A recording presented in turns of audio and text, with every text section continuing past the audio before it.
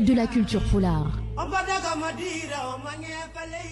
RFM Matin. RFM Matin. Émission Billet au Sénégal. RFM Matin 7h40 sunu gan Mbaye Sène Diakhaté salaamaaleykum. Waaleykum salaam Georges maa ngi lay nuyu. Inspecteur du travail et de la sécurité sociale nekk itam secrétaire général bu syndicat des inspecteurs et contrôleurs du travail et de la sécurité sociale di SIC-TRAS ñu lay jaal li nga xamante ne moom la ñu bokk di xalifa général des Layènes Serigne Mouhamadou Makhtar Thiaw Laye mi wàcc liggéey tey ci suba ñu jébal ko sunu borom ca mausolée bu Yoff Jamalaay. Salaamaaleykum Georges salaamaaleykum Mouhamadou Alemou maa ngi leen di nuyu également seen techniciens yi. Aliou Ba également di nuyu mbokki auditeurs u RFM ak ñay seetaan ca TFM ak ñi leen di topp ci internet bi yëpp. comme ni nga ko waxee nouvelle la boo xamante ni ci yoon bi laa ko dégloo sax bi ngeen koy annoncé. Vraiment mu nekk lu triste. mu nekk loo xamante ni tey dafa plongé Sénégal ci deuil bu rëy. maa ngi lay delloo njaal bi di la ko jaale également Mouhamadou Alimou Ba di ko jaale toute la communauté layène di ko jaal l'ensemble des khalifes généraux du Sénégal di ko jaal tout le Sénégal mais di ko jaal également toute la oumma islamique di ñaan yàlla gërëmal ñu ko yàlla tas ñu ci barkeem te yàlla def jàmm ci Sénégal incha allah amiin ex nag ci waxtaan wi li sababu waxtaan wi yéen waa syndicat des inspecteurs et contrôleurs du travail et de la sécurité sociale ci seen i njamat tey la wàllu gën a ay daanaka jamono ji nga xamante ne itam ñu ngi waxtaanee ay négociations jëm ci pacte de stabilité sociale est-ce que gis ngeen seen bopp d'abord ci waxtaan wi laataa ñu ak ci li nga xamante ne moo di seen i jàmbat. merci beaucoup Georges bon encore di la remercier waat ci invitation bi. mën naa ni léegi mu def presque ay quelques jours mu def 1 an jour pour jour bi ma toogee fii daaw di wax ci problème mu administration du travail comme ni nga ko waxee mën nañ ni tey la waalo gën a ay parce que depuis lors dara bougé wul dans cette administration bi nga xamante ni dafa am importance bu capitale mu nekk administration boo xamante ni liggéeyam mooy di wàcc sur le terrain di contrôler conditions yi nga xamante ni moom la travailleurs yi di nekkee ci entreprise tey bu ñu demee ba ces mêmes travailleurs là sax booy xool sax ñoom ñooy taxaw sax di demander à l'État que boo ñu bëggee dimbali ñun travailleurs dimbalil administration du travail et jusqu'à maintenant du benn changement boo xamante ni gis nañ ko ci administration du travail comme ni nga ko waxee amoon nañ ko fi en 2014 ñu sumb ay waxtaan yu ñu tuddee pacte national de stabilité sociale et d'émergence économique ñu prévoir woon ci ay mesures pour administration du travail mais mën nañ ne jusqu'ici 90% de ces mesures yoo xamante ni jëloon nañ ko pour administration du travail mën a baax parce que administration du travail su baaxee moom mooy tax mesures yooyu ñuy jël baax mais jusqu'ici jëluñu ko ba tey ñuy sumbaat ay waxtaan pour amaat un pacte de stabilité sociale d'émergence économique xaw ma nu ñu koy tuddee après mais mën nañ ni ci pacte boobu noonu tey amaana xamuñu ndax dinañ ci jël administration du travail jox ko ci cër bi mu moom parce que buñ ko defee mooy dëgg buñ ko deful mooy dëgg ñun nag dañooy taxaw nag di alerter xam ne loolu moom bu amul jarul sax ñuy wax un pacte de stabilité sociale ak d'émergence économique wala quoi que ce soit parce que bi ñu sumbee waxtaan yooyu booy xool administration du travail rek lañ ciy wax travailleurs yi seen bopp ñoom ñooy jug di wax état soo bëggee pacte il faut que administration du travail nekk dans les meilleures conditions donc on espère que ni dinañ ko ci jël en considération te en même temps dinañ ko dérouler. ci gis nañ ni yéen a ngi jàmbat ay problèmes ci inspection du travail ci wàllu d'abord seen nekkin naka noonu itam ci wàllu logistique matériel roulant ak leneen loolu yëpp apparemment c'est des difficultés lan moo tax selon yow hiérarchie bi sensible ci loolu ci seen jàmbat. mais Mouhamed ñun loolu moo ñu jaaxal pourquoi en fait hiérarchie bi ak autorités yi amuñu sensibilité ci loolu depuis pratiquement des années administration du travail bu amee évolution lu tuuti lañ koy mesurer et li ci gën a graaw mooy les plus hautes autorités dañuy reconnaître le problème et les difficultés de cette administration en même temps reconnaître son importance tous les présidents qui se sont succédés pratiquement dañuy reconnaître les problèmes de l'administration du travail dañuy taxaw di ko wax taxaw di ko remercier taxaw également di wax les difficultés mais à chaque fois on a l'impression que dañuy identifier le problème diagnostiquer ko bu baax mais am problème pour indi ay solution ñun nag loolu moo ñu jaaxal exemple bu gën a gàtt tey la dernière fois c'est le premier ministre Ousmane Sonko bi nga xamante ne il a toujours été vraiment dans les combats de l'administration du travail ba muy nekk syndicaliste ba ni mu ñëwaate tey nekk premier ministre taxaw à l'Assemblée nationale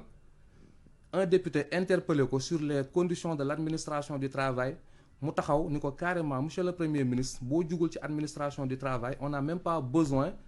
de parler de la protection des travailleurs au Sénégal et effectivement mu xam ni moom xam na les problèmes de l'administration du travail te joxe na ay recommandations pour ñu jug ci mais jusque là ñun état dañ ko sax dimbali Alimo ñun on a prévu des projets des textes yoo xamante ni on ne demande même pas à l'état de mettre de l'argent pour le moment mais ñu ne ko état comme yow xam nga suñu ay problèmes léegi dimbali ñu nga signal ñu textes yi tout simplement du xaalis bu mu la laaj du dara ñun identifier nañu les problèmes am nañu les solutions il n'y a que des projets de texte yoo war a signer projet de texte yoo xamante ni le premier ministre def na ci li mu ci war a def le ministre du travail def ci li mu ci war a def mais on a l'impression qu'il y a des autorités yoo xamante ne dañuy bloquer ces textes au plus haut niveau te xamuñu ñun lan moo waral loolu parce que on ne demande pas de l'argent à l'État laajuñu ko loo xamante ni parce que on comprend le contexte des finances publiques mais on lui demande tout simplement de signer des textes yi permettre administration du travail moom boppam ba pare mën a moderniser boppam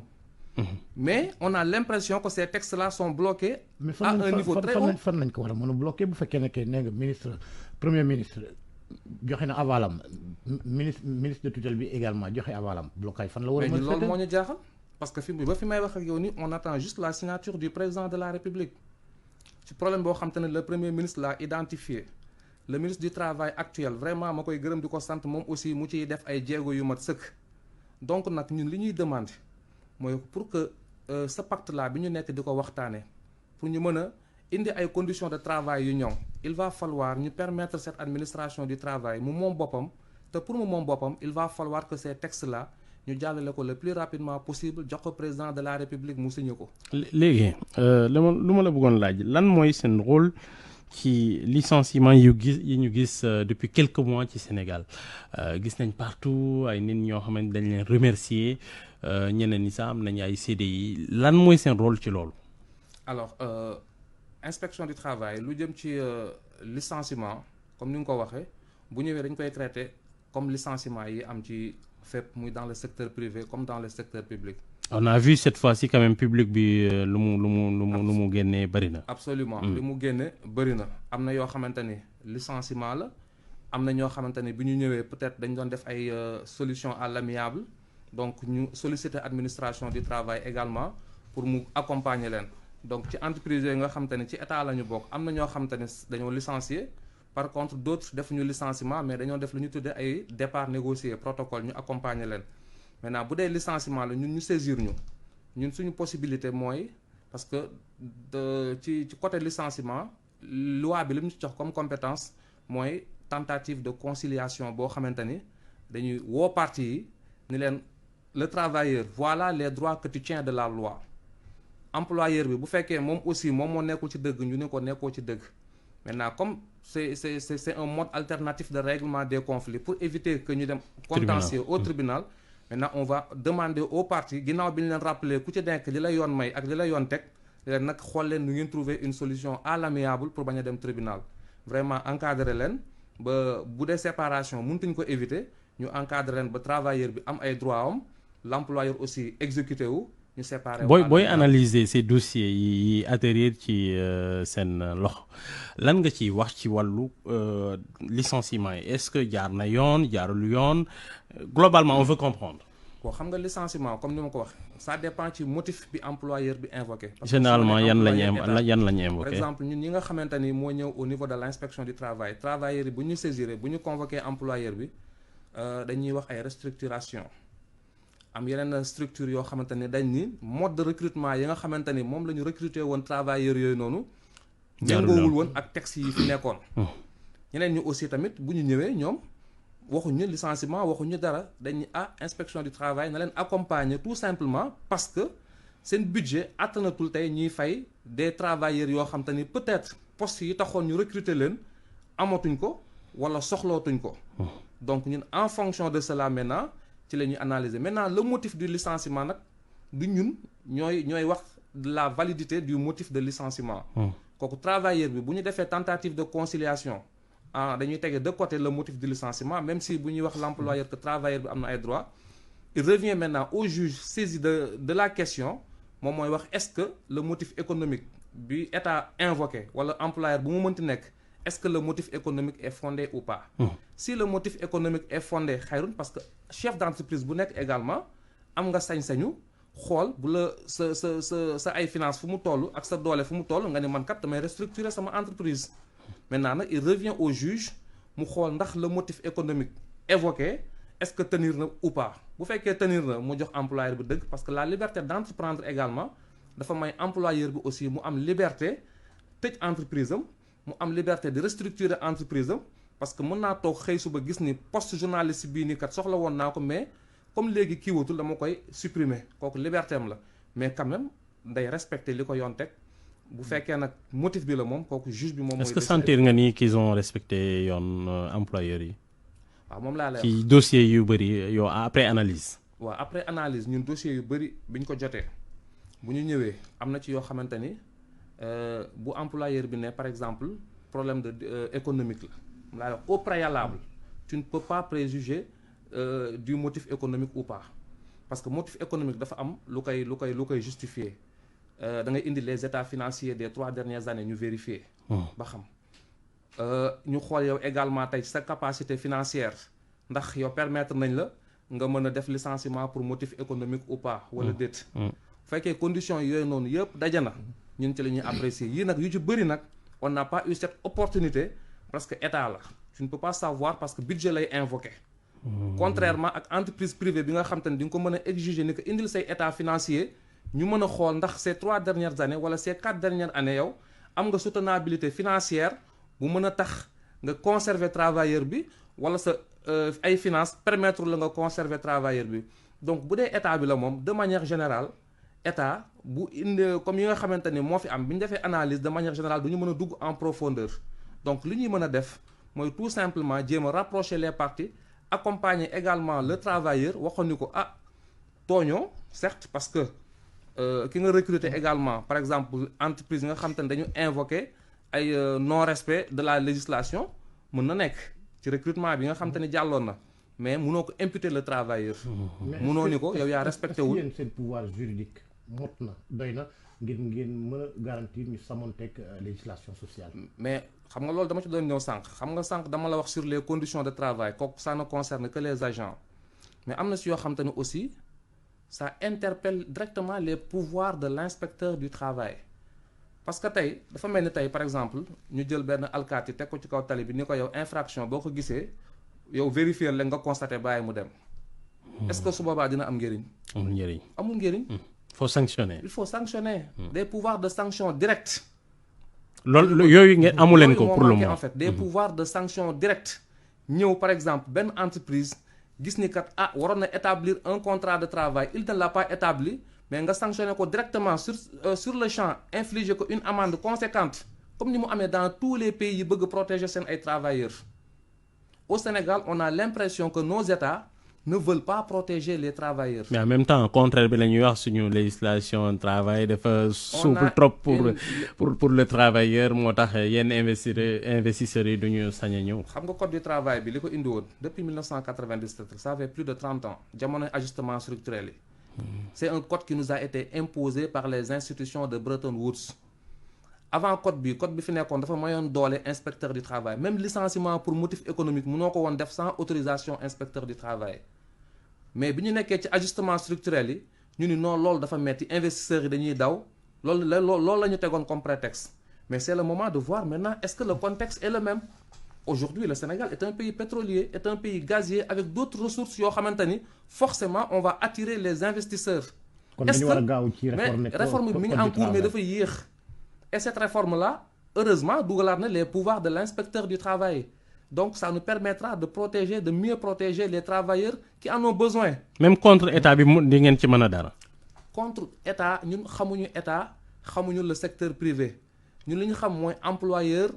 buy code du travail régir état c'est un employeur ni mu amee ay fonctionnaires noonu la amee ay travailleurs régis par le code du travail et l'état est sanctionné à l'inspection du travail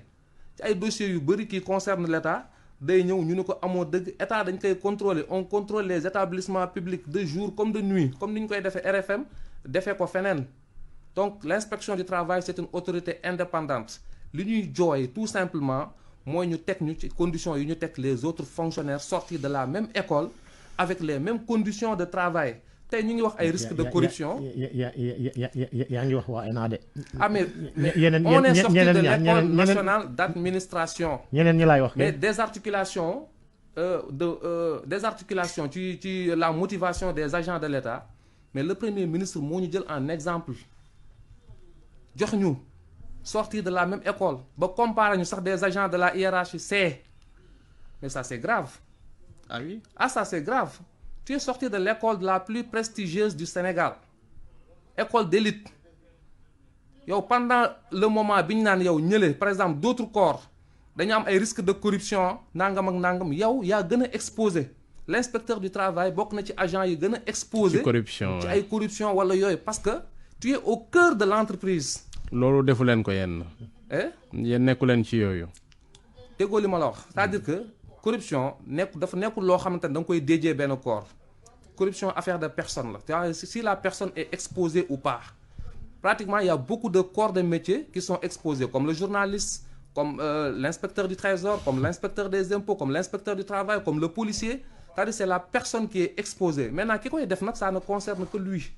mais exposition bi la ñuy xool c'est la convention 81 de l'Organisation internationale du travail moo ko imposé aux États qui l'ont ratifié ces agents-là sont exposés donc il faut ñu garantir leen des conditions de rémunération satisfaisantes. am na pourtant est-ce que vous n'êtes pas souvent débordé parce que à chaque fois on évoque le manque de personnel cartographie inspection. Georges demal inspection du travail actuellement boo fa nekkee yow en fait doo sax mën a teg sa tànk. Il y a tellement de conflits dans ce pays boo xamante ni parce que un travailleur Sénégal bu amee problème li muy njëkk xalaat mooy inspection du travail. foofu lay njëkk jubal da ngay gis koo xamante ni day xëy yegg patron am ni ko bul dugg noonu lay ñëwee ak ay teneem à l'inspection parfois il craque même dans nos bureaux parfois il craque tu vois des chefs de famille qui craquent dans nos bureaux et on est obligé de leur dire que vraiment on va se servir des informations yi nga ñuy jox peut-être pour exercer un contrôle au niveau des entreprises on est débordé 117 agents pour contrôler plus de 480 000 entreprises au Sénégal. Ça veut dire qu'un inspecteur doit contrôler plus de 3 000 et quelques entreprises au Sénégal. Un inspecteur du travail, ratio bi, actuellement, un inspecteur du travail pour plus de 3 000 et quelques entreprises. On a des agents dehors partout. Parce que les conditions yi moo leen permettre ñu toog ci administration du travail. ñoo dem ci privé bi feneen dans le privé, dans d'autres administrations pour vraiment gagner leur vie et puis mënoo leen ko reprocher. Donc à chaque fois dañuy quitter. jërëjëf Mbaye Sène Diakhaté inspecteur du travail et de la sécurité sociale nekk secrétaire général bu syndicat des inspecteurs et contrôleurs du travail et de la sécurité sociale jërëjëf Mohamed Aliou Mba mi ma àndaloon ci waxtaan wi nuyu ak ziar soxna Naata Mbaye ak ñamu àndal ci TFM ci yéen doog jàmm. Vous avez besoin de caution sur des marchés publics ou privés? Adressez-vous à la SONAC. La SONAC SA vous accompagne dans l'obtention et la réalisation de tous vos contrats en